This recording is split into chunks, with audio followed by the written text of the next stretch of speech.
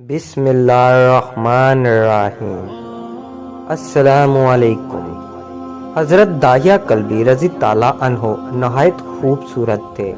تفسیر نگار لکھتے ہیں کہ آپ کا حسن اس قدر کہ عرب کی عورتیں دروازے کے پیچھے کھڑے ہو کر یعنی چھپ کر حضرت داہیہ کلبی رضی تعالیٰ عنہ کو دیکھا کرتی تھی، لیکن اس وقت آپ مسلمان نہیں ہوئے تھے۔ ایک دن سرور کونین تاجدار مدینہ حضرت محمد مصطفیٰ صلی اللہ علیہ وسلم کی نظر حضرت داہیہ کلبی پر پڑی۔ آپ نے حضرت داہیہ کلبی کے چہرے کو دیکھا کہ اتنا حسین نوجوان ہے۔ آپ نے رات کو اللہ تعالیٰ کی بارگاہ میں دعا مانگی، یا اللہ اتنا خوبصورت نوجوان بنایا ہے، اس کے دل میں اسلام کی محبت ڈال دے، اسے مسلمان کر دے، اتنے حسین نوجوان کو جہنم سے بچا لے۔ رات کو آپ نے دعا فرمائی۔ صبح حضرت داہیہ کلبی رضی تعالیٰ عنہ آپ صلی اللہ علیہ وسلم کی خدمت میں حاضر ہو گئے۔ حضرت داہیہ کلبی رضی تعالیٰ عنہ کہنے لگے، اے اللہ کے رسول، بتائیں آپ کیا احکام لے کر آئے ہیں؟ آپ نے فرمایا، میں اللہ کا رسول ہوں اور اللہ واحد ہے، اس کا کوئی شریک نہیں۔ پھر توحید و رسالت کے بارے میں حضرت داہیہ کلبی کو بتایا۔ حضرت داہیہ نے کہا، اللہ کے نبی، میں مسلمان تو ہو جاؤں، لیکن ایک بات کا ہر وقت ڈر لگا رہتا ہے۔ ایک گناہ میں نے ایسا کیا ہے کہ آپ کا اللہ مجھے کبھی معاف نہیں کرے گا۔ آپ صلی اللہ علیہ وسلم نے فرمایا، اے داہیہ، بتا تو نے کیسا گناہ کیا ہے؟ تو حضرت داہیہ کلبی نے کہا، یا رسول اللہ صلی اللہ علیہ وسلم، میں اپنے قبیلے کا سربراہ ہوں اور ہمارے ہاں بیٹیوں کی پیدائش پر انہیں زندہ دفن کیا جاتا ہے۔ میں کیونکہ قبیلے کا سردار ہوں، اس لیے میں نے 70 گھروں کی بیٹیوں کو زندہ دفن کیا ہے۔ آپ کا رب مجھے کبھی معاف نہیں کرے گا۔ اس وقت حضرت جبریل امین علیہ السلام حاضر ہوئے۔ یا رسول اللہ صلی اللہ علیہ وسلم، اللہ سلام کہتا ہے اور فرماتا ہے کہ اسے کہیں اب تک جو ہو گیا وہ ہو گیا، اس کے بعد ایسا گناہ کبھی نہ کرنا، ہم نے معاف کر دیا۔ حضرت داہیہ آپ کی زبان سے یہ بات سن کر رونے لگے۔ آپ صلی اللہ علیہ وسلم نے فرمایا، داہیہ اب کیا ہوا، کیوں روتے ہو؟ حضرت داہیہ کلبی کہنے لگے، یا رسول اللہ صلی اللہ علیہ وسلم، میرا ایک گناہ اور بھی ہے جسے آپ کا رب کبھی معاف نہیں کرے گا۔ آپ صلی اللہ علیہ وسلم نے فرمایا، داہیہ کیسا گناہ بتاؤ؟ حضرت داہیہ کلب فرمانے لگے، یا رسول اللہ، میری بیوی حاملہ تھی اور مجھے کسی کام کی غرض سے دوسرے ملک جانا تھا۔ میں نے جاتے ہوئے بیوی کو کہا کہ اگر بیٹا ہوا تو اس کی پرورش کرنا، اگر بیٹی ہوئی تو اسے زندہ دفن کر دینا۔ داہیہ روتے جا رہے ہیں اور واقعہ سناتے جا رہے ہیں۔ میں واپس بہت عرصہ بعد گھر آیا تو میں نے دروازے پر دستک دی۔ اتنے میں ایک چھوٹی سی بچی نے دروازہ کھولا اور پوچھا، کون؟ میں نے کہا، تم کون ہو؟ تو وہ بچی بولی، میں اس گھر کی مالکین ہوں۔ آپ کون ہیں؟ داہیہ فرمانے لگے، یا رسول اللہ صلی اللہ علیہ وسلم، میرے منہ سے نکل گیا، اگر تم بیٹی ہو اس گھر کی مالک کی تو میں مالک ہوں اس گھر کا۔ یا رسول اللہ صلی اللہ علیہ وسلم، میرے منہ سے یہ بات نکلنے کی دیر تھی کہ چھوٹی سی اس بچی نے میری ٹانگوں سے مجھے پکڑ لیا اور بولنے لگی، بابا بابا بابا، آپ کہاں چلے گئے تھے؟ بابا، میں کس دن سے آپ کا انتظار کر رہی ہوں۔ حضرت داہیہ کلبی روتے جا رہے ہیں اور فرماتے ہیں، اے اللہ کے نبی، میں نے بیٹی کو دھکا دیا اور جا کر بیوی سے پوچھا، یہ بچی کون ہے؟ بیوی رونے لگ گئی اور کہنے لگی، داہیہ یہ تمہاری بیٹی ہے۔ یا رسول اللہ صلی اللہ علیہ وسلم، مجھے ذرا ترس نہ آیا، میں نے سوچا میں قبیلے کا سردار ہوں، اگر اپنی بیٹی کو دفن نہ کیا تو لوگ کہیں گے ہماری بیٹیوں کو دفن کرتا رہا اور اپنی بیٹی سے پیار کرتا ہے۔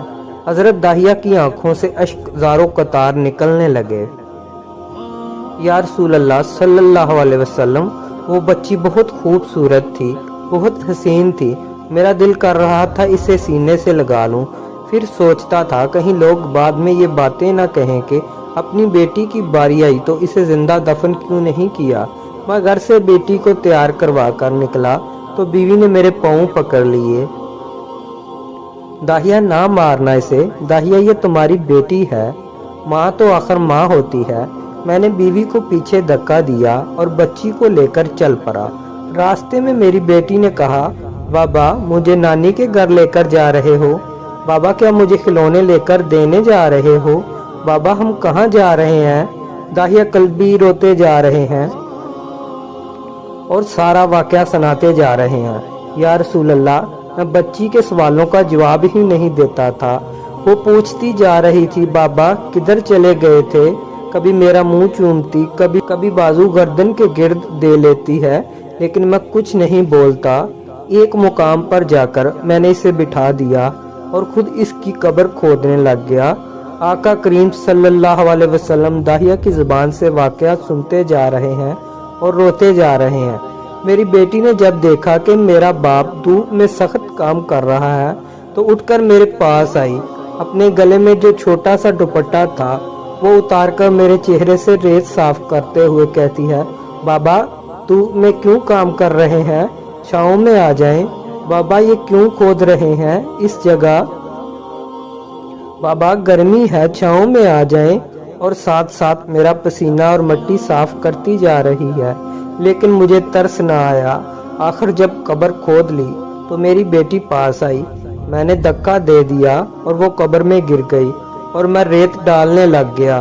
बच्ची रेत में से रोती हुई अपने छोटे छोटे हाथों से मेरे सामने हाथ जोड़ कर कहने लगी, बाबा मैं नहीं लेती खिलौने, बाबा मैं नहीं जाती नानी के घर, बाबा मेरी शक्ल पसंद नहीं आई तो मैं कभी नहीं आती आपके सामने, बाबा मुझे ऐसे ना मारें।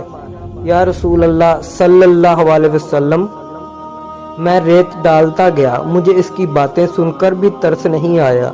मेरी बेटी पर जब मिट्टी मुकम्मल हो गई और इसका सर रह गया तो मेरी बेटी ने मेरी तरफ से तवज्जो ख़त्म की और बोली, ऐ मेरे मालिक, मैंने सुना है तेरा एक नबी आएगा जो बेटियों को इज्जत देगा, जो बेटियों की इज्जत बचाएगा। अल्लाह वो नबी भेज दे, बेटियां मर रही हैं।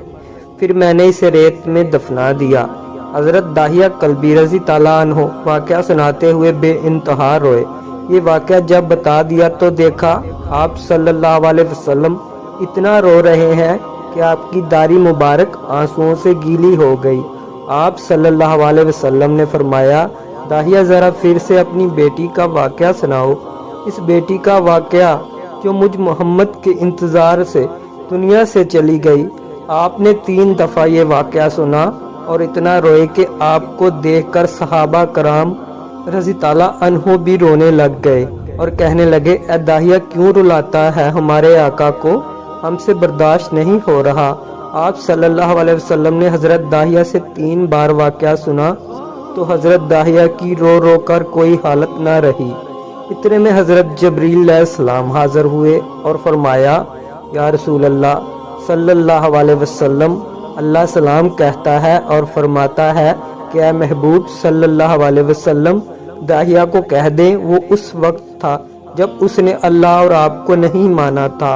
अब मुझको और आपको इसने मान लिया है तो दाहिया का ये गुनाह भी हमने माफ़ कर दिया है।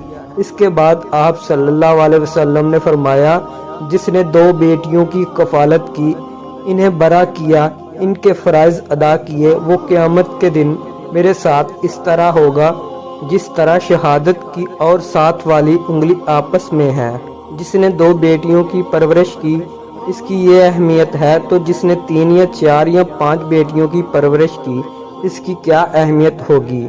बेटियों की पैदाइश पर घबराया ना करें, इन्हें वालिदैन पर बड़ा मान होता है और ये बेटियां अल्लाह की ख़ास रहमत होती हैं।